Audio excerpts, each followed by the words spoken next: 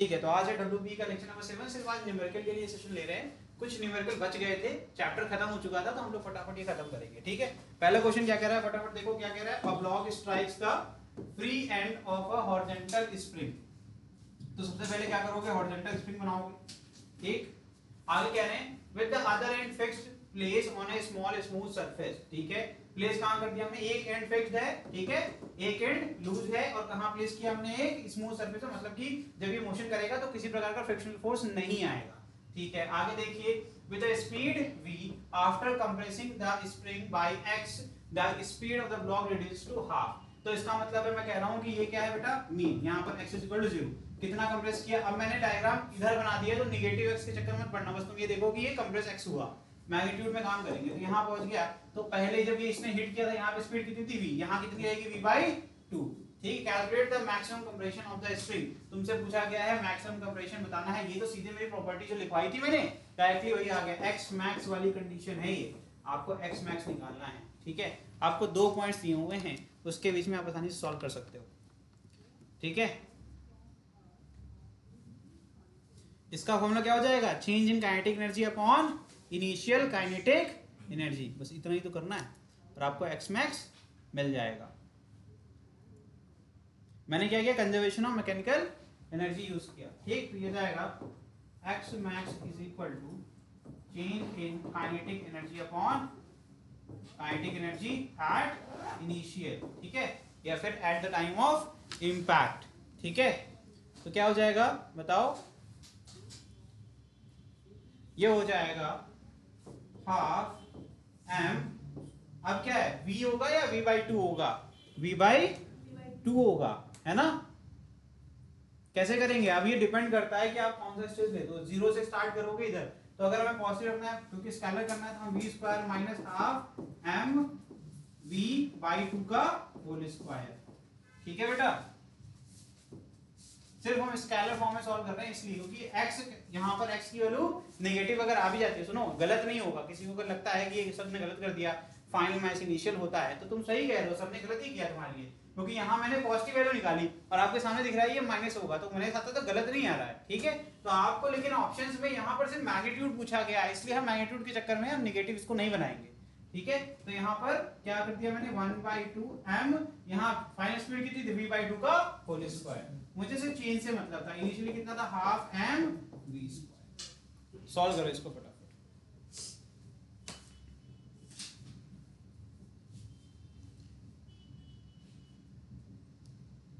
और इसके लिए किसके बराबर होगी, जो ये चेंज आया है किसके बराबर होगा, 1/2 kx² के बराबर होगा कि नहीं होगा। अरे वर्क वाली बात पढ़ाई थी मैंने, जो चेंज इन वर्क एनर्जी दोनों यूज कर लिया मैंने। क्या होता है, चेंज इन व्हाट है, kinetic energy is equal to work done. तो वर्क डन जो वो कितना हुआ, हाफ kx², इतना ही तो हमने कंप्रेस किया है। तो यहां से फॉर्मूला बन जाएगा 1/2। ठीक बेटा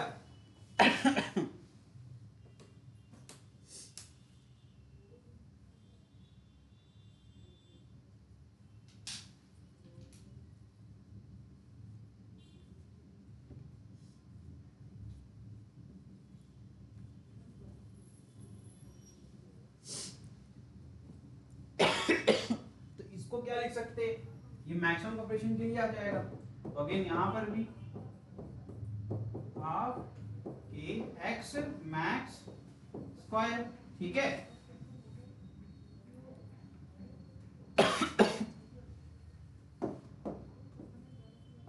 रेशियो की बात करें कितना आएगा इसका आंसर,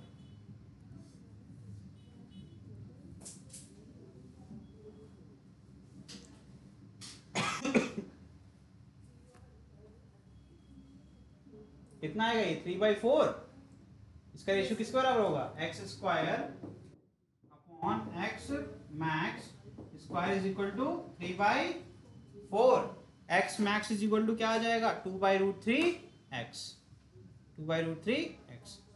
ये हो गया।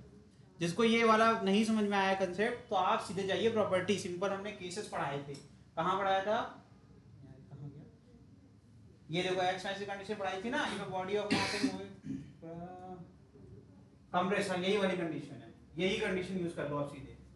ठीक है, आप ये डायरेक्टली यूज कर लोगे तब भी आपका सोल्यूशन आ जाएगा। ठीक है, यही तो केस है हॉरिजॉन्टली प्लेस्ड, यही वाला देखो V से हम जाके उसको हिट कर रहे हैं। अब इसमें मैक्सिमम कंप्रेशन की कंडीशन पूछी गई, तो मैक्सिमम कंप्रेशन क्या हो जाएगा, √m/k into V, या फिर mv² = kx max स्क्वायर। तो x मैक्स क्या हो जाएगा, अंडर रूट में चला जाएगा, V बाहर आ जाएगा m/k। ठीक है, इससे भी आप कर सकते हैं। देखो यही मैंने यूज किया आखिरी में, देखो नीचे इनिशियल वाले में ये पुट किया था कि नहीं किया था मैंने। ठीक है, यहां से मैंने इसको किया है सॉल्व। ठीक, इसका आंसर कितना आ जाएगा, तो x मैक्स क्रॉस मल्टीप्लाई कर लो, √3 चला जाएगा और 4 क्या आ जाएगा, 2 बन जाएगा। हो जाएगा x मैक्स = 2/√3 इंटू। ठीक बेटा, आगे बढ़ जाएं। चलो नेक्स्ट क्वेश्चन देखो। If in the previous question kinetic energy of the block reduces to half, हमने क्या बोला कि पुराने वाले क्वेश्चन में काइनेटिक एनर्जी कितनी घट जाती है, जब वो x तक पहुंचता है कंप्रेशन तब तक उसकी एनर्जी हाफ हो जाती है। Then find the maximum compression of the spring. इस बार आपको ध्यान देना है Ke/2 हो जाएगा। ठीक है, तो चेंज कितना आएगा आपका, पहले काइनेटिक एनर्जी था, पहले कितना था आपका काइनेटिक एनर्जी, और इसी का हाफ हो जाएगा। जो चेंज की बात हो रही है वो कितना हो जाएगा आफ्टर जो आपका x कंप्रेशन है, इसकी वैल्यू किसके बराबर होगी, चेंज की वैल्यू किसके बराबर, हाफ kx स्क्वायर। किसके, हाफ kx।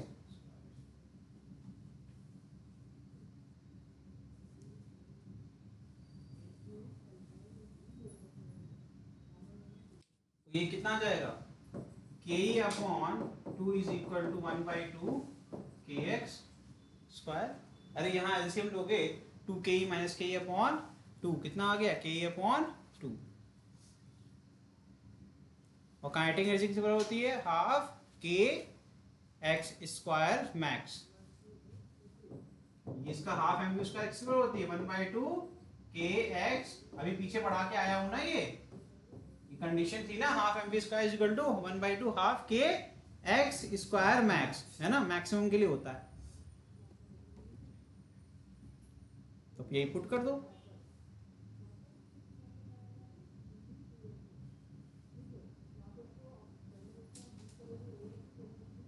तो kx² = क्या जाएगा आपका, देन kx²,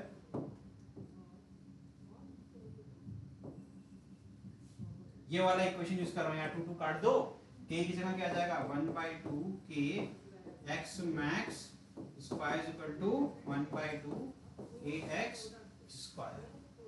ठीक है, 1/2 कहाँ रह जाएगा, 2 ही तो रहेगा, ये तो कट गया ना यहाँ से, kx² रहेगा। तो k काट दीजिए, k काट दीजिए, बचेगा क्या बताइए, यहाँ पर x max = √2 इंटू, ये यहाँ से क्रॉस मल्टीप्लाई हो गया न्यूमरेटर में। ठीक बेटा, कैफ दिक्कत नहीं है ना। चलो ये हो गया, नेक्स्ट क्वेश्चन करें, रिवीजन कर लेना इन क्वेश्चंस का, पूछ लेना करना है तो। A string is initially compressed by x, ये क्वेश्चन अब चेंज हो गया है। ठीक है, and then it is further compressed by y। तो पहले x गए फिर उसके बाद y, तो टोटल कितना हुआ x + y। Find out the work done during the latter compression. तुमने कहा कि जब x तक के बाद जो हमने वर्क किया, मुझे सिर्फ उतने से इंटरेस्टेड है, मतलब आपको वर्क डन निकालना only for the y portion. ठीक है, समझ में आ रहा है। तो ये स्प्रिंग कांस्टेंट की वैल्यू कितनी दी है, k। तो पहला जो वर्क डन होगा वो कितना आ जाएगा, 1/2 kx²। पहला जो पार्ट है जब मैंने x कंप्रेस किया, दूसरा क्या आ जाएगा, अब वर्क तो टोटल के लिए होता है फॉर्मूला, है ना, यहाँ क्या आएगा, x + y का होल स्क्वायर, है ना। इसको एक्सपैंड कर लो, तो हमें अगर जो वर्क चाहिए वो क्या चाहिए, ये पूरा है माइनस x तक का, तो बचेगा क्या, y वाला। तो हमें जो चाहिए वर्क डन W3 क्या हो जाएगा, W2 - W1, ये हो जाएगा 1/2 k, हो जाएगा x² + y² + 2xy। मैंने क्या कर दिया, x + a + b का होल स्क्वायर कर दिया, -1/2 kx²। यही तो होगा बेटा, सही है। x वाला पार्ट कटने वाला है, बचेगा क्या, 1/2 k y² + 2xy, ये तो बचेगा ना। जैसे ही तुम ब्रैकेट ओपन करोगे, ये बन जाएगा 1/2 k x², फिर plus 1/2k Y square plus 1/2k 2xy। तो मैं कहता हूँ यार इसको क्यों डिस्टर्ब करना, है ना, क्योंकि ये वाला पार्ट खोलते ही ये कट जाएगा। तो बचेगा क्या, 1/2k Y square plus 2xy, यही तो बचेगा। तो इसको और क्या लिख सकते हैं, 1/2k वाई कॉमन ले लिया, बचेगा क्या, y प्लस 2x, ये इसका आंसर। अब ये फॉर्मूले की तरह समझो, क्वेश्चन की तरह समझो, जैसे समझ सकते हो। ये बहुत ही अच्छा है क्वेश्चन। अगर ऐसे क्वेश्चन एग्जाम में आते हैं, जैसे मान लो पहले 2 मीटर कंप्रेस किया, फिर बाद में फर्दर 3 मीटर हमने कंप्रेस किया, तो उस केस में डायरेक्टली आपको एक्स वाई की वैल्यू पता है तो क्वेश्चन सॉल्व कर सकते हो इस फॉर्मूले की मदद से। ओके,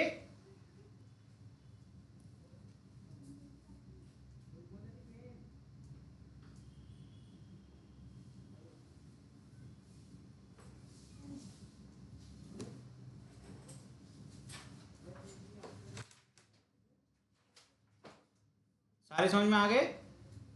कुछ पूछना हो अभी पूछ लो। पावनी, पहला वाला क्वेश्चन आया था, दूसरा आ गया सारे? एक बार रिवीजन कर लो कि आखिरी टाइम है इसका, हम ये चैप्टर अभी बीच में दरबीच नहीं आने वाला है। ठीक है, पहले वाला क्वेश्चन फिर से रिवाइज करा देते हैं जिसको नहीं आया। सबको आ गया है? पूछना चाहिए ना बेटा, मुझे पता है इसलिए मैं बताने आ रहा हूँ। बस पहले जब कंप्रेस किए, ठीक है, तो सिंपल वर्क डन का फॉर्मूला होता है क्या, चेंज इन वही kinetic energy is equal to work done. Work done spring के केस में 1/2 x स्क्वायर का फॉर्मूला होता है। ठीक है, तो हमने कहा x कंप्रेस हुआ, x is not maximum compression, तो मेरा जो हो जाएगा change in kinetic energy is equal to half kx square. Simple use किया मैंने। अब देखो ध्यान से, अगर इसको सॉल्व करोगे, इसको सॉल्व करोगे तो 1/2 m कॉमन आ जाएगा, नीचे 1/2 m कॉमन आ जाएगा, कट जाएगा, बचेगा क्या यहाँ पे, v square minus v square upon 4 upon v square. जैसे ही हम इसका यहाँ से v स्क्वायर कॉमन लेंगे तो बचेगा 1 माइनस 1 अपॉन 4, नीचे v स्क्वायर कट जाएगा, तो बचेगा 1 माइनस 1 अपॉन 4 क्या होता है, ये तो 3 अपॉन 4।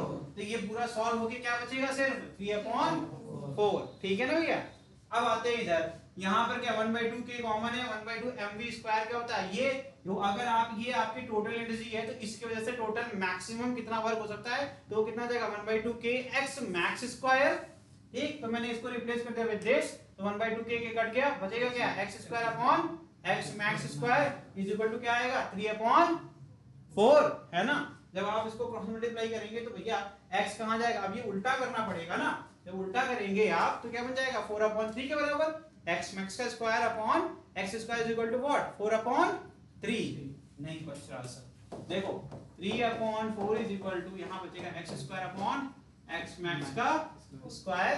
ठीक है, अब इसको इधर क्रॉस मल्टीप्लाई करोगे, इसको इधर तो जाएगा x max square is equal to क्या जाएगा 4x स्क्वायर बाई 3। जैसे स्क्वायर हटाओगे रूट लग जाएगा, 4 के ऊपर रूट लगेगा क्या जाएगा 2, और नीचे क्या जाएगा √3। देखो क्या है 2 अपॉन √3 और x स्क्वायर का क्या जाएगा x। तो पूछ लिया गया, ये कोई चीज फंसे तो पूछ लो। मुझे लगा यार इतना सिंपल है कि वो दिख रहा है, ना दिखे तो पूछ लेना चाहिए। ठीक है, चलिए कोई बात नहीं, कुछ और क्वेश्चन बच्चे वो कर लो, ये करो क्वेश्चन। अब हम लोग पावर के ऊपर क्वेश्चन कर रहे हैं। ठीक है, a truck pulls a mass of 1200 kg at a constant speed of 10 metre per second on a levelled road. ठीक है, लेवल मतलब होता है कि एक इंक्लाइंड है। ठीक, आगे देखिए तो tension in the coupling is 1000 Newton. कितना है 1000 Newton. What is the power spent on the mass? Find the tension when the truck moves up a road of inclination. क्या लिखा हुआ 1/6। ये गलत है कुछ, यहाँ गड़बड़ होगा, टाइपो एरर है, चेक करते हैं रुको।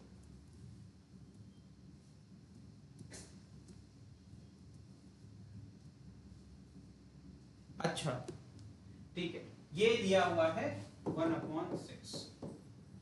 ठीक है, हाँ ठीक है 1/6, ठीक है 1/6 हो गया ना स्टेटमेंट में दिया। चलो करो इसको, ट्राई तो करो, कैसे करोगे। तो आपको अपोजिशन ऑफर्ड क्या हो जाएगा, एक तो mg sin थीटा और एक फ्रिक्शनल फोर्स स्मॉल f, उसके लिए क्या हो जाएगी म्यू इनटू n। ठीक है, करने की कोशिश करो, देखो क्या करते हो।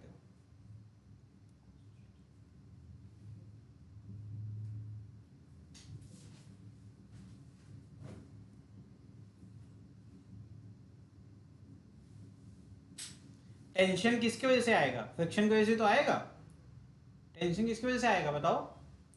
अरे टेंशन जब नीचे की तरफ इस पे आएगा तो नेट फोर्स जो आएगा, जब नीचे खींचोगे तभी तो टेंशन आएगा। जब external, Newton's law of motion क्या सिखाया, जब तक आप क्या नहीं करते, आप कोई एक्सटर्नल फोर्स नहीं लगाओगे तब तक टेंशन नहीं आने वाला है। तो हम कह रहे हैं इसके ऊपर ऑलरेडी इसमें कहा गया है कैसे कि कपलिंग के ऊपर जो टेंशन है वो कितना आ रहा है, 1000 न्यूटन। उसका कॉस कौन होगा? ठीक है, जो पीछे की तरफ उसको खींच रहा होगा। ठीक है, वेरी गुड। तो यहाँ पर क्या है भाई, ट्रक क्या है, 1000 न्यूटन यहाँ पर बल लगाएगा और टेंशन भी 1000 न्यूटन का यहाँ पर हो जाएगा। ठीक है, तो उसको अगर फोर्स चाहिए, ठीक है, थीटा 1/6 है तो ये क्या हो जाएगा, साइन थीटा कितना हो जाएगा 1/6। यहाँ पर दिया हुआ है साइन थीटा कितना दिया हुआ है 1/6।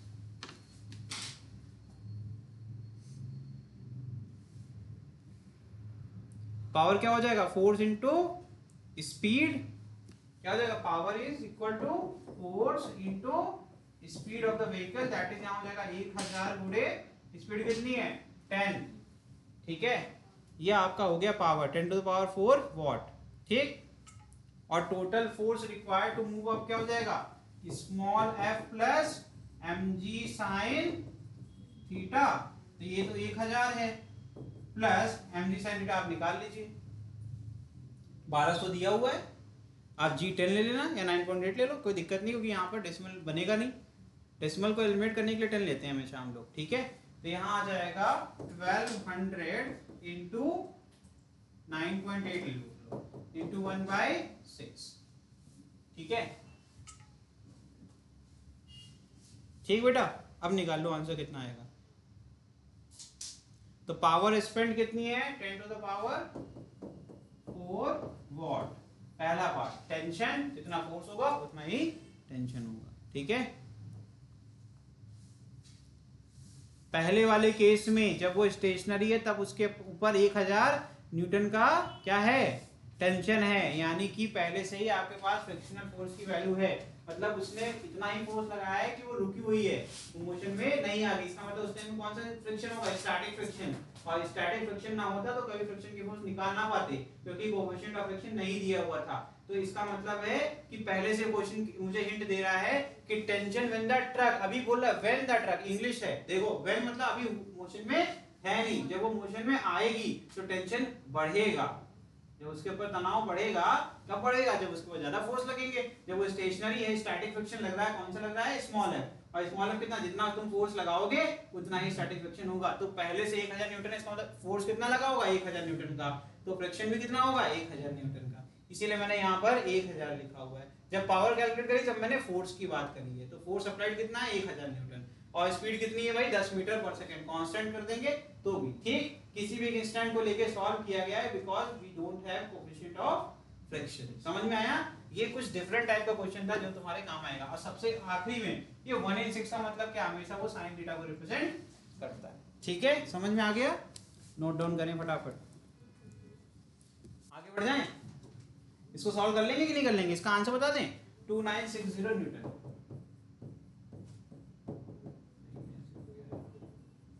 ठीक है, 1098 हो जाएगा, 2 से मल्टीप्लाई कर लो। ठीक है, ये तो हो जाएगा 1000 कितना आ जाएगा 1960, कितना आ गया?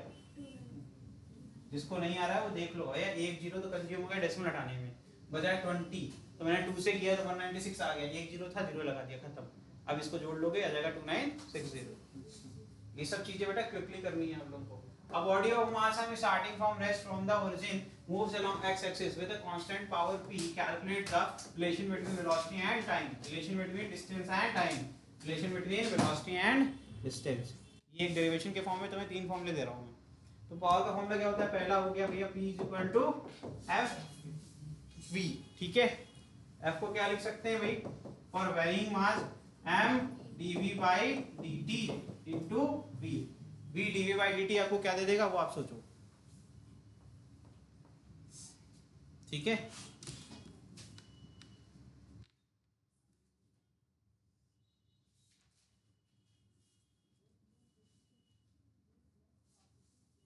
तो यहां से आ जाएगा p upon m, that is constant, integration क्या dt क्रॉस मल्टीप्लाई कर लिया, इधर क्या आ जाएगा is equal to integration of v dv, ठीक है।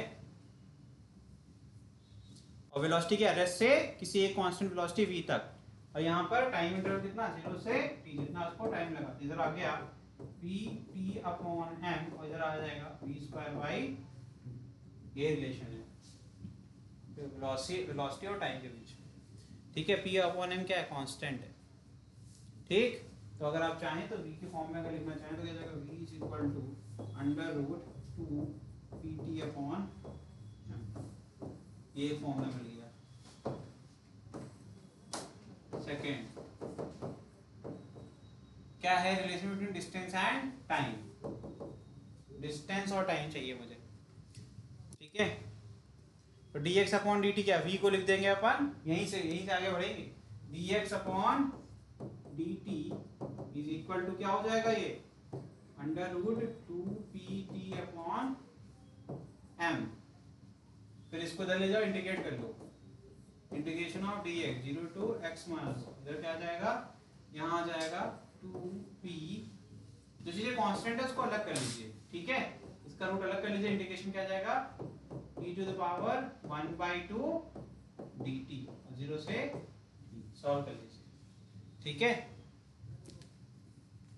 तो क्या हो जाएगा x की पावर n फॉर्मूला लगेगा, x की पावर n+1 अपॉन n+1, ठीक है। तो 1/2 + 1 क्या होता है 3/2, ठीक है। तो यहाँ क्या आ जाएगा आंसर, क्या जाएगा x is equal to under root 2p upon m into इधर क्या आएगा 3/2 t की पावर 3/2 अपॉन 3/2 में क्या आ जाएगा 2 ऊपर आ जाएगा और 3 नीचे, ठीक है बेटा, ये हो गया रिलेशन। अभी नहीं समझ में आ रहा होगा जिसको वो पूछ लेना चाहिए। देखो यहाँ पर लिमिट 0 से शुरू हो रही है, इसे डायरेक्ट कर दे रहे हैं, अगर 0 से ना होती तब दो वैल्यूज लेनी पड़ती भैया, हम यहाँ पर कर रहे हैं, देखो एक बार फाइनल टी की वैल्यू फाइनल पुट कर रहे हैं, एक बार इनिशियल, तो पहले आपको बेसिक, अब ये बेसिक इतना ज्यादा नहीं जा सकते हम लोग, रोज रोज एक ही चीज करेंगे क्या, ये पहले पढ़ा चुका हूँ ना। तो इसका क्या आएगा इंटीग्रेशन टी की पावर 3/2, क्योंकि 1 + 2 क्या फॉर्मूला क्या होता है,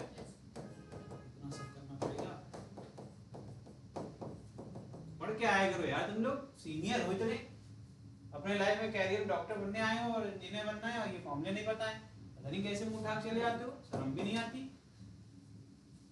ना, आदमी को कुछ तो शर्म आए। आप अगर कुछ भी नहीं पढ़ेंगे तो कौन आपको करा सकता सिलेक्ट, भैया कोई नहीं करा सकता। मोदी थोड़ा ना आएंगे तुमको माला पहना कहेंगे चलो भैया तुमको हम डॉक्टर बना के रहेंगे, कुछ शर्म करो, हंस रहे हो, मन तो कर रहा है छड़ी लेके दौड़ा के मारे, बेसिक मैथ का फॉर्मूला याद नहीं, सबसे पहला आपका जो कंटेंट है, इतना समझने के लिए मुझे समझाना पड़ रहा है, थोपड़े दिख रहा नहीं आ रहा समझ में कुछ। यहाँ पर इसके बाद लिमिट पुट करते हैं 2/3, क्या हो जाएगा टी की पावर 3/2। अब यहाँ अगर लिमिट लगी होती जैसे कि मैं लगाने वाला हूँ, तो यहाँ एक ब्रैकेट लगाते हैं, यहाँ 0 से t, एक बार t की वैल्यू t पुट करेंगे, एक बार माइनस लगा के 0 पुट करेंगे, तो 0 वाला पार्ट तो 0 ही आने वाला है, इसलिए उसको मैंने लिखा नहीं, डायरेक्टली कर दिया है, ठीक है, ओके। चलो ये फॉर्मूला लिख लो। अब आखिरी क्या कह रहा है, वेलोसिटी और डिस्टेंस, तो तुम क्या करोगे, पहला और ये जो ये दूसरा वाला हो गया एक फॉर्मूला तुम्हारा, ये हो गया पहला, इन दोनों का इस्तेमाल करके हम आसानी से निकाल सकते हैं वेलोसिटी और डिस्टेंस के बीच का फॉर्मूला। कैसे, हम t को पुट कर देंगे, कैसे, देखो इसमें t है ना वेलोसिटी फॉर्मूले में, और t वहां पर भी है, तो हम t का इस्तेमाल करके यहाँ पर वैल्यू पुट करेंगे, और जब t पुट करोगे तो इन टर्म्स ऑफ क्या जाएगा x, कैसे क्रॉस मल्टीप्लाई होगा, ये क्रॉस मल्टीप्लाई हो जाएगा, ये क्रॉस मल्टीप्लाई हो जाएगा, ये क्रॉस मल्टीप्लाई हो जाएगा, t की पावर 3/2 आ जाएगा, हमें 1/2 चाहिए तो t क्यूब की पावर 1/2 है, ठीक, तो पावर रिवर्सल की जा सकती है, ठीक, तो इधर आ जाएगा पूरा 1/3 और उसका वैल्यू पुट कर देंगे, या ऐसे कर सकते हैं, या तो इसको v क्यूब कर लो, या तो इसको v क्यूब कर लो, बोथ साइड क्यूबिंग हो जाएगी, तो पावर कितनी जाएगी इसकी 3/2 होल की पावर 3/2, अंदर लेके जाओगे t की पावर 3/2, डायरेक्टली वैल्यू पुट कर सकते हो, रिलेशन बन जाएगा, ठीक है। तो यहां से समझ में आएगा तुमको कि x जो है लास्ट वाले केस के लिए, थर्ड केस के लिए x is directly proportional to v। इससे क्या तुमने सीखा, इससे सीखा तुमने x is directly proportional t की पावर 3/2, बिकॉज़ बाकी सारी वैल्यू क्या है कांस्टेंट। किस पे डिपेंड करती है डिस्टेंस? सिर्फ टाइम पे डिपेंड करती है और सब आपके कांस्टेंट है। ठीक है,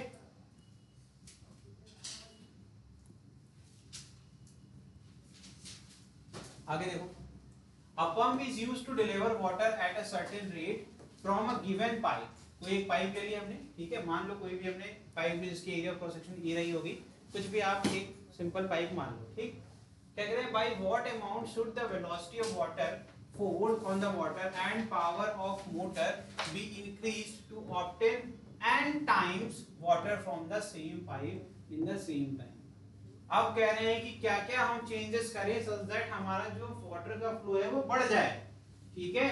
और ये जो क्वेश्चन है ऐसे इंपॉर्टेंट मार्क कर लेना इसको, क्योंकि ये आपका एक फॉर्मूला है। ऐसे जितने भी ऐसे बहुत क्वेश्चन मिलेंगे तुम्हें इंटरनेट पे, ठीक है। उनको करने के लिए तुम्हारे पास एक प्रॉपर डेरिवेशन होने वाला है, इसको अच्छे से कर लोगे तो आपको वो सारे क्वेश्चन बच्चों की तरह लगेंगे, ठीक है। क्वेश्चन है आपका, फिर से सुन लो, एक पाइप है, कोई भी पाइप ले लो मान लो, ठीक है, आपके दिमाग में जो भी आता है, उसमें से पानी फ्लो कर रहा था, ठीक है। अब हमने ये देखा कि मुझे पाइप का फ्लो बढ़ाना है, मतलब मुझे क्या है, n टाइम्स इंक्रीज करना है वाटर के फ्लो को। तो तुमसे कहा गया कि भैया हम ये बताओ कि हम एक चीज बताओ, वेलोसिटी मतलब जिस रफ्तार से पानी बह रहा था उसमें क्या चेंजेस करें। फिर पूछ रहे हैं फोर्स जो लग रहा था, क्योंकि ऑब्वियसली मोटर क्या करती है, फोर्सेस लगाती है तभी तो उसको ऊपर टंकी तक पहुंचाती है। फोर्स में मैं क्या चेंज करूं, पावर, मोटर की पावर में कुछ चेंज करना है। आप ये बताओ इन तीनों पैरामीटर से क्या कैसे करें कि जो हमारा जो सेम पाइप से हमें सेम समय में n टाइम्स पानी मिलने लगे। पाइप नहीं बदल सकते आप, आपको बदलने की क्या आजादी है, आप बल बदल लीजिए, आप पावर बदल लीजिए और आप वेलोसिटी बदल लीजिए, ये इतना आपके हाथ में है, ठीक है। तो करो, कैसे करोगे। तो सबसे पहला मैंने कहा कि यार जो वाटर फ्लो कर रहा है उसका कुछ मास होगा, तो रेट ऑफ चेंज या रेट ऑफ जो फ्लो है वो निकालना है। The amount of water flowing per unit time कैसे लिखेंगे, dm अपॉन dt। जितना भी अमाउंट होगा उसका कुछ मास होगा, ठीक है, तो मास चेंज करेगा हर समय, ठीक है, क्योंकि पानी क्या है उसका कुछ तक मास तो होगा ही ना। तो ये क्या रिप्रेजेंट करता है, अमाउंट ऑफ, लिख लो, amount of water flowing per unit time, flowing per unit, ठीक है, वेरी गुड। वो क्या है, dm अपॉन dt। इसकी वैल्यू क्या होगी, किसके बराबर होगी बताओ मुझे। तो अब आपको थोड़ा समझना पड़ेगा, ठीक है। अब इसके अंदर से पानी फ्लो कर रहा है, तो आपको क्लियरली दिख रहा है जो पानी हो मैक्सिमम सिर्फ इतने एरिया से फ्लो कर सकता है, इससे ज्यादा फ्लो नहीं कर सकता। ये कौन सा एरिया जो ओपनिंग ऑफ द पाइप है, पाइप को किसी भी एक सिरे पे देखोगे तो एक सर्कल दिखेगा कि नहीं दिखेगा, बस उतने ही सर्कुलर एरिया हर बार अगर हम इसको पत्ते प्लस स्लाइसेस कट कर दें तो हर बार इतना एरिया का ही सिर्फ पानी निकल सकता है ना। अब वो किस रेट से निकलेगा, यानी उसकी स्पीड कितनी है वो अलग बात है, वो अलग बात है, क्योंकि वो स्पीड की बात हो गई, लेकिन हर बार निकलेगा तो सिर्फ इतना ही निकलेगा, ठीक है, ठीक। अब मैंने कहा ठीक है इतना निकलेगा, चलो इसको एरिया ए ले लो। मैंने कहा पानी की स्पीड कितनी है, हमने कहा चलो v ले लो, ठीक। फिर मैंने बोला एक और पैरामीटर बड़ा इंपॉर्टेंट है, दैट इज डेंसिटी, कि जो उसके मॉलिक्यूल्स है वो कितने दूर दूर पे हैं, बहुत करीब करीब है ना, बहुत दूर दूर हैं। ये भी तो होता है ना, अगर बहुत दूर हो जाएंगे, बहुत लाइट लिक्विड होगा तो फिर उसमें क्वांटिटी क्या होगी, हमारी डेंसिटी कम हो जाएगी, तो मास को फर्क पड़ेगा ना। डेंसिटी क्या होती है, मास पर यूनिट वॉल्यूम। तो अगर आपका वॉल्यूम आप लिमिटेड है, वॉल्यूम आप चेंज नहीं कर सकते पाइप का, पाइप का आप बोलो ना पाइप वही है, तो जितना उसकी कैपेसिटी है उतना ऑक्यूपेंसी उतना ही रहेगा। लेकिन अब अगर आपका वही है, डेंसिटी अगर आपकी कम रहेगी तो आपका यहाँ पर रेट ऑफ फ्लो कम आएगा। तो इसका मतलब मैंने बोला कि इसकी डेंसिटी कितनी है मान लो, तो इसकी वैल्यू कितनी आएगी, कितनी आएगी इसकी वैल्यू, एरिया इंटू जिस रेट से फ्लो कर रहा है इंटू, अरे v देखो ना dx अपॉन dt वाला है ना, कितने आपके आगे डिस्प्लेस हो रहे हैं। तो मैंने मान लिया पाइप की साइज इतनी है, तो यहाँ से यहाँ तक फ्लो करेगा तभी तो मानेंगे पाइप से फ्लो किया, तो ये पूरा का पूरा इसको सिग्निफिकेंट है। समझ में आ गया, डेंसिटी क्या होता है, मास अपॉन वॉल्यूम, ठीक। लिख लो v is the velocity of flow, ये मैं आराम से पढ़ाऊंगा, इंपॉर्टेंट है।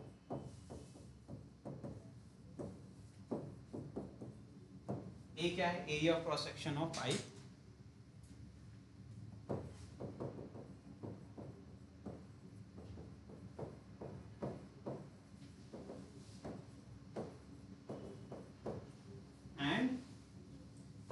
जानते ही हो डेंसिटी ऑफ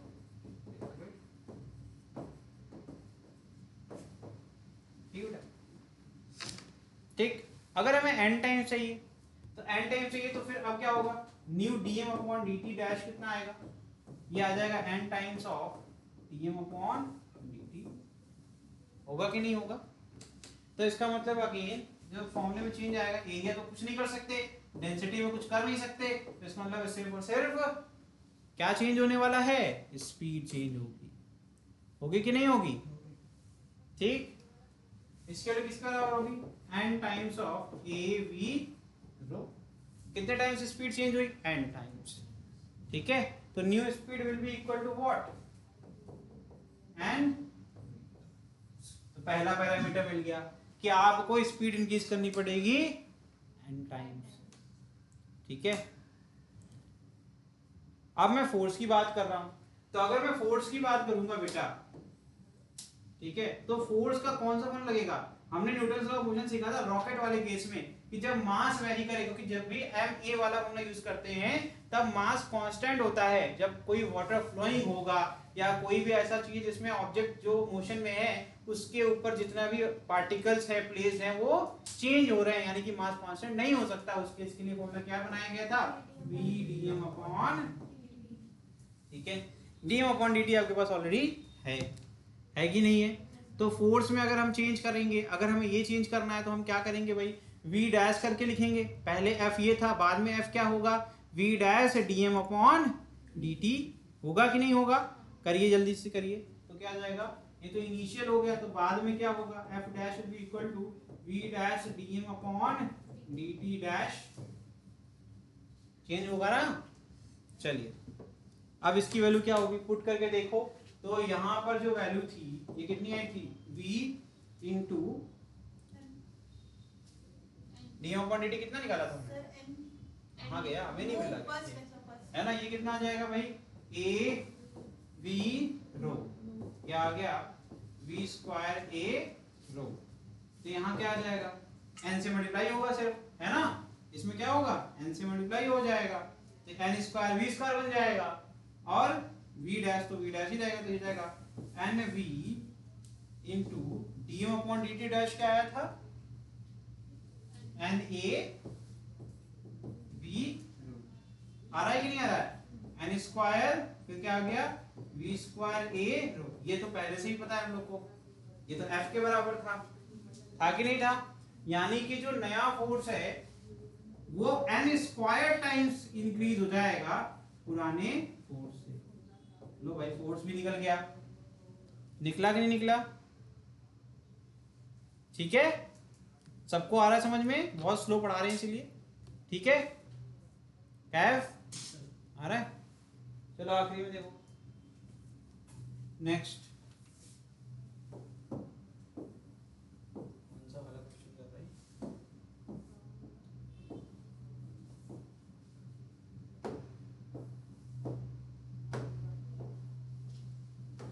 चलिए अब है बात करते हैं पावर।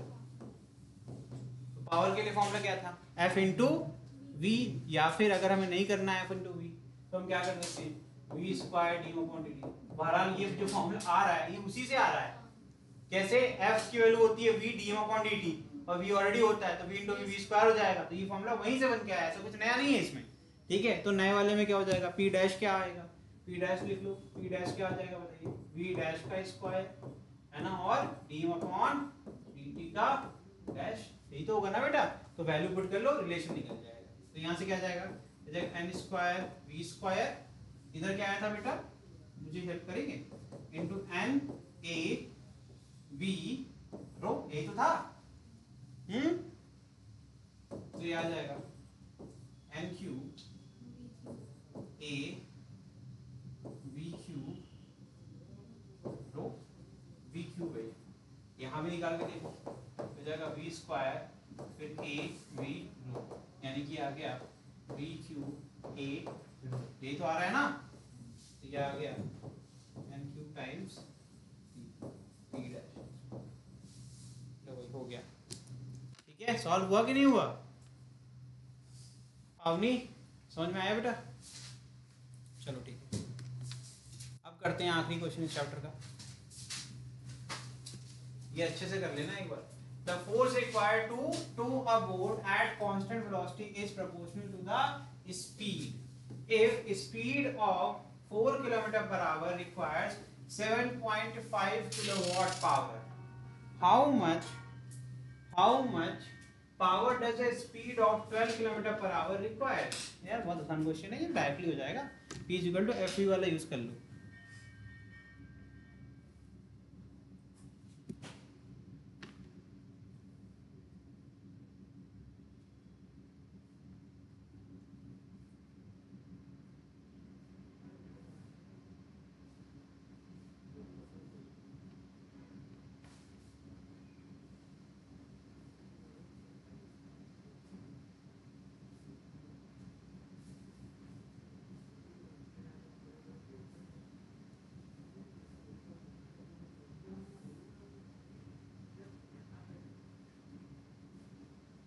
ये तो यार और आसान तरीके से कर सकते हैं हम लोग। P1 कितना हो जाएगा, P1 कितना होगा, F/V वाली बात हो गई है ना। तो ऐसे करते हैं ना, इसमें देखो ऐसे करते हैं अपन कि अगर हम देखें वेलोसिटी को तो V2 की वैल्यू 3 टाइम्स ऑफ V1 है कि नहीं है, 3 टाइम्स ऑफ V1 है कि नहीं है, और P2 अपॉन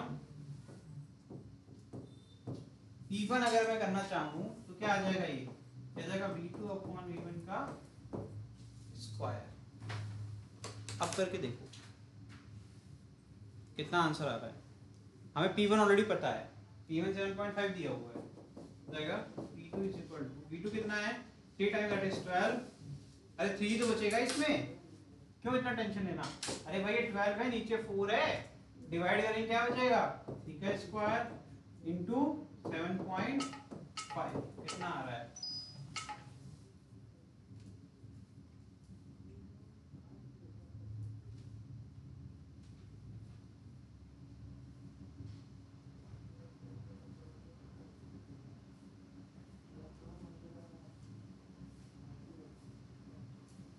कितना आएगा आंसर,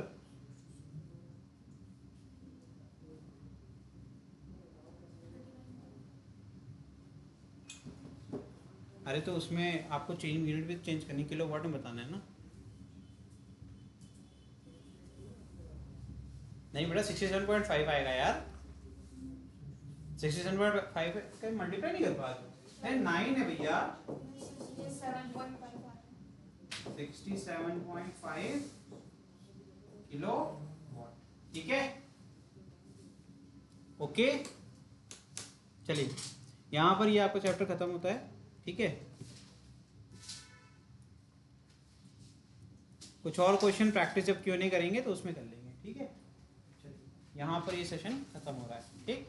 तो अब स्टार्ट क्या करेंगे अगली क्लास में, अगले सेशन में, तो जो अभी करेंगे थोड़ी देर में सर्कुलर मशीन है, तुम लोग छुट्टी दे देंगे, छुट्टी वट्टी चेक करना पड़ा करो।